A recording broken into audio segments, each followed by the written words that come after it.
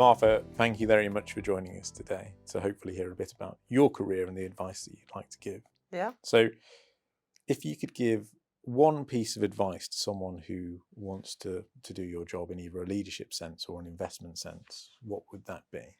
I would say being present if you're coming into the role, particularly in the way we work now and we work from home, is I found, I worked 5 days a week when I was younger, and that's how I learnt. Sometimes it's not just being part of the conversation, it's listening to conversations around you. You learn so much from discussions.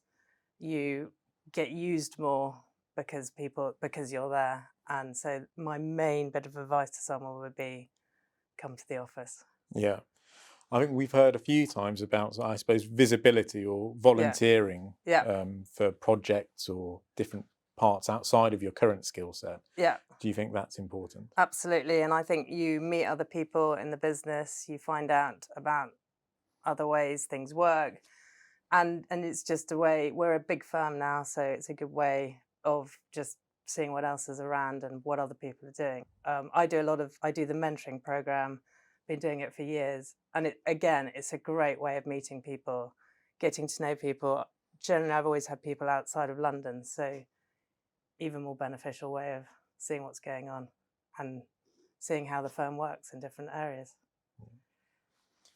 If you look at your career, do you think there's one or two moments in there that are pivotal or have had a large effect on the outcome so far?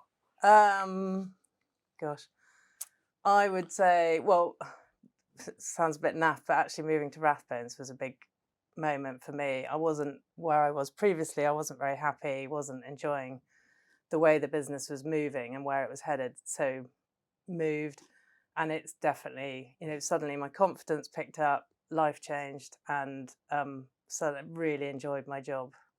Yeah. And still do. Do you think that's maybe down to management, or I suppose how well you gel with a manager?